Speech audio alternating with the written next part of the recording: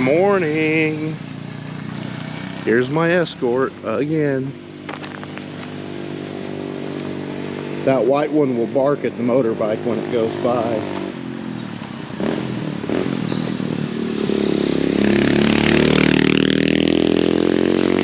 Or not.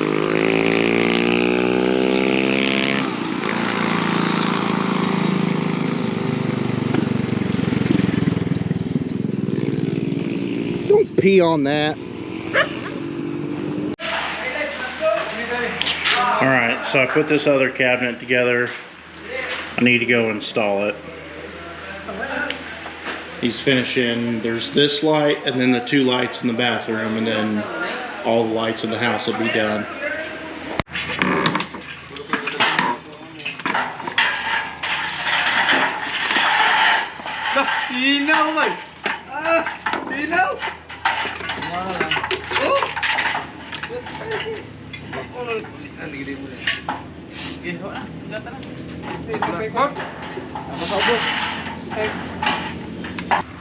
Damn, we got a lot of dirt to dig out then.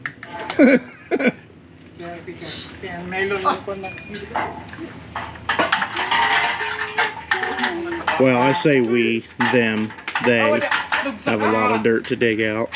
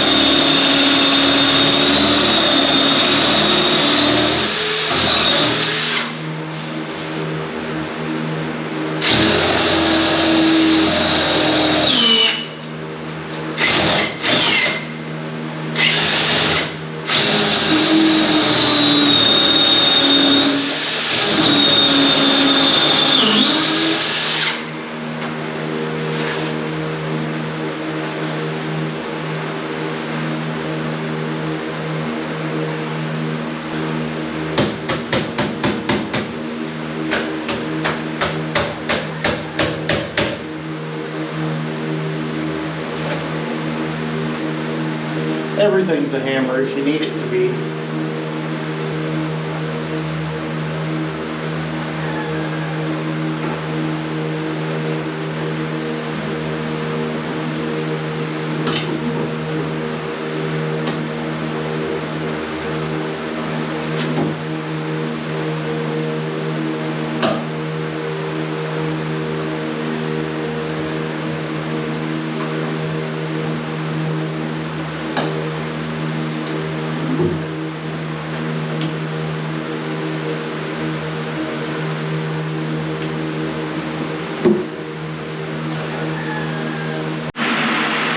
Alright, well, there's the important thing hooked up.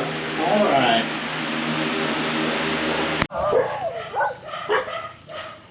Alright, guys.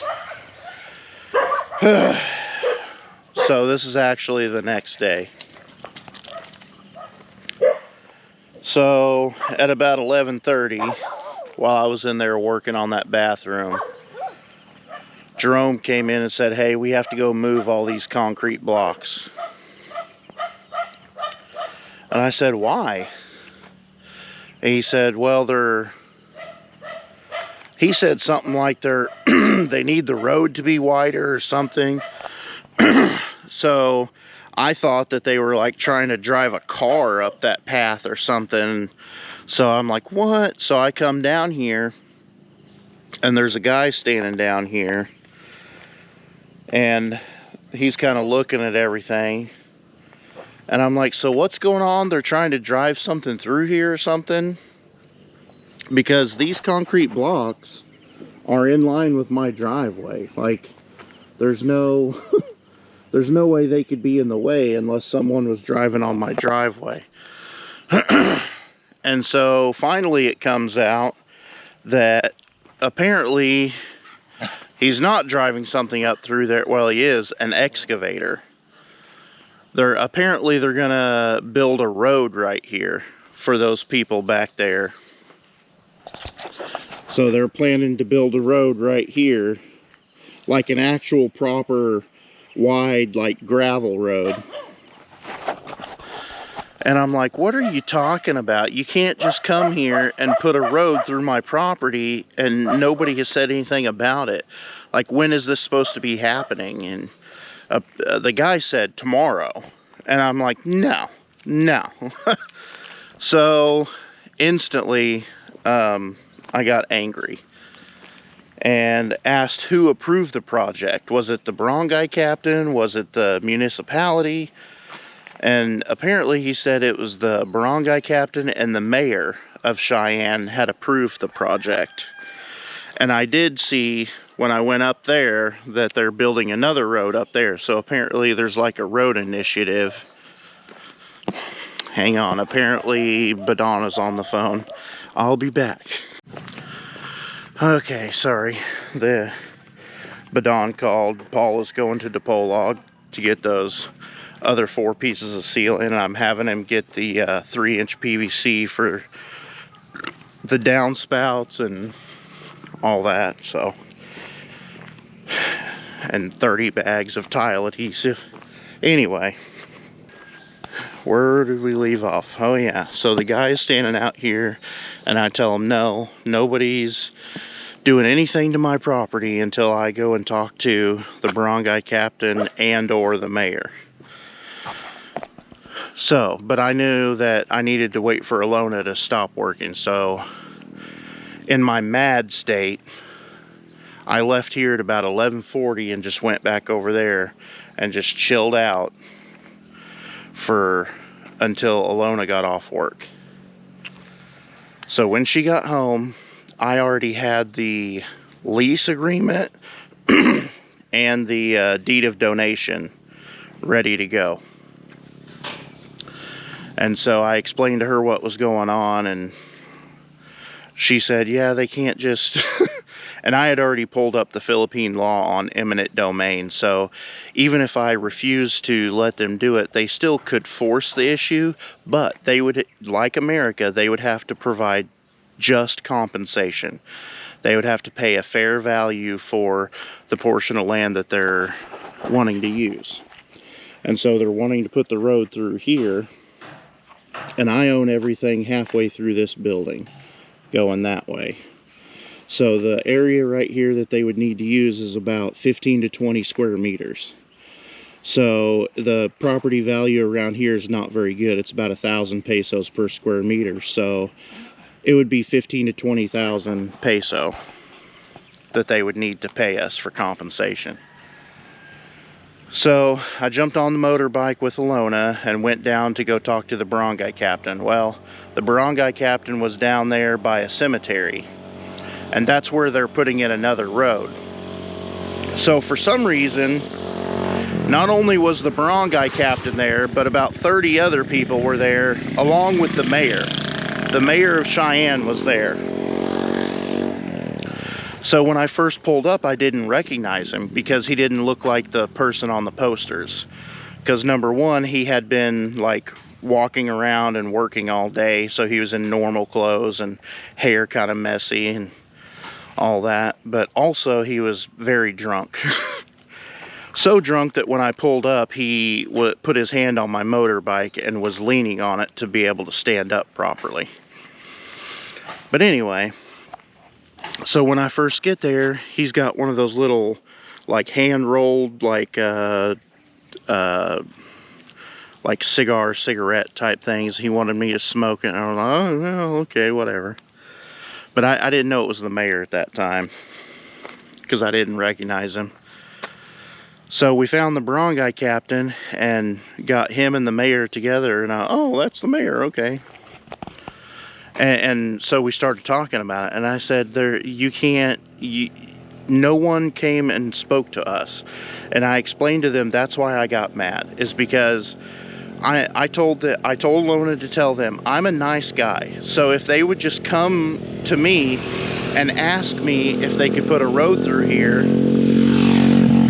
I would have said yes, and it wouldn't have been a problem. My problem was some guy showed up wanting to drive an excavator through my property and tear it all up without even letting me know first.